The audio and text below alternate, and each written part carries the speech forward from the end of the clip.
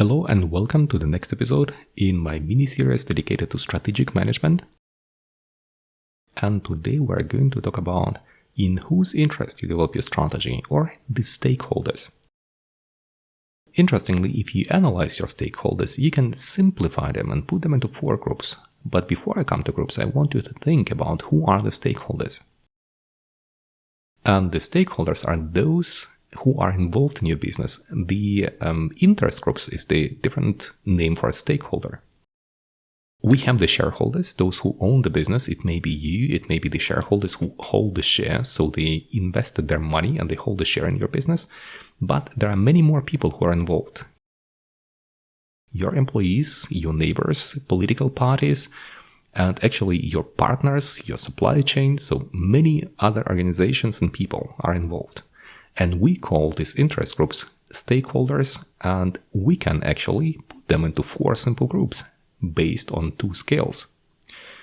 The first scale is level of interest, because the stakeholders can have a low or high level of interest. Remember, I talked about the neighbors, so if you have a business, you have a firm, you also have neighbors. What is their level of interest in your business? Probably very low. But if you think about employees who are working for you, then in this event, their level of interest might be very high.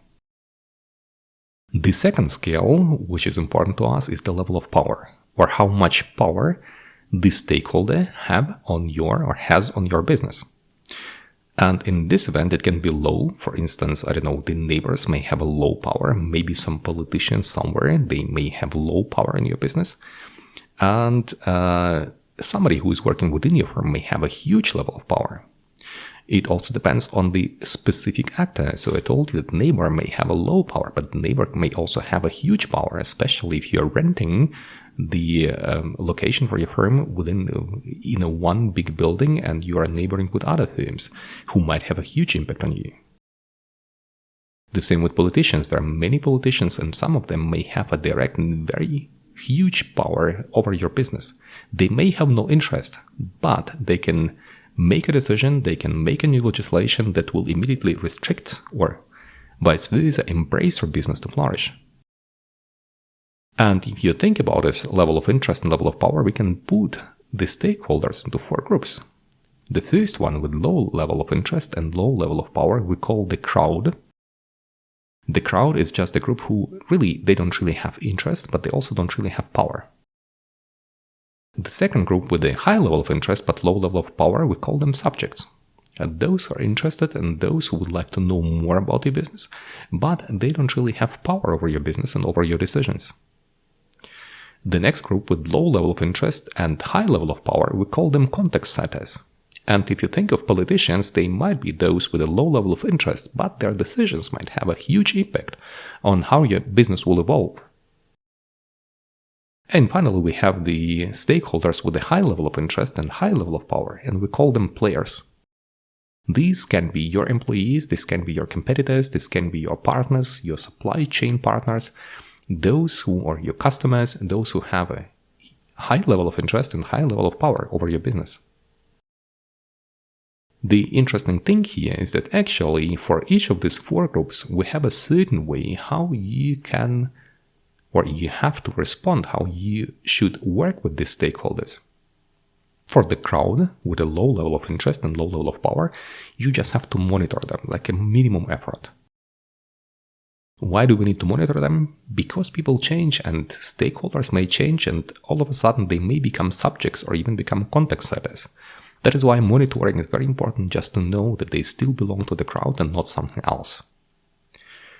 The group subjects with a high level of interest and low level of power, it's better to keep them informed. If they are interested in your business, keep them informed, inform them what is going to happen within your business in next months or next years, and you will see a big acknowledgement from their side. Plus, they can also change their role. Maybe once some of your subjects will become politicians or will become context setters. The context setters, high level of power, low level of interest, you have to keep them satisfied.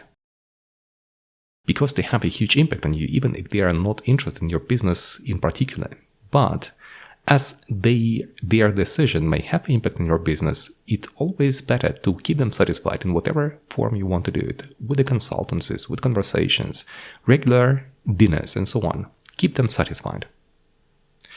And finally, you have the high level of power and high level of interest, which are the players. And here you have to manage them closely. You have to spend most of your time in working with the players and trying to get the best from your contacts, give them the best what you can give, and also get from them the best, because your business is directly dependent on them. Now, if you want to play with this thought a bit differently, think about your family and think about the roles that you give to your parents within your family. What are they? What is their level of interest and what is the level of power? Do they have power over you? Probably if you are 18 or older, then the level of power is low, but the level of interest is huge. So in this event, what should you do with them? If they have low level of power but high level of interest, they are the subjects, and it means you have to keep them informed. Give them a call, tell them what's happening in your life, and so on. If you still depend on your parents, if the parents are financing your study or parents are doing something for you, then in this event they may have a high level of power.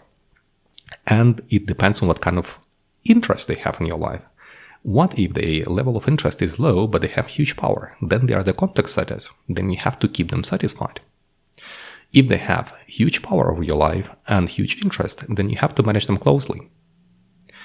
And in this event, just think about how you talk to your parents and what happens within your life. It can happen that if you look at them through the lens of the stakeholder analysis, you may find that your strategy in communication with them is not the best one. And maybe you should make something differently.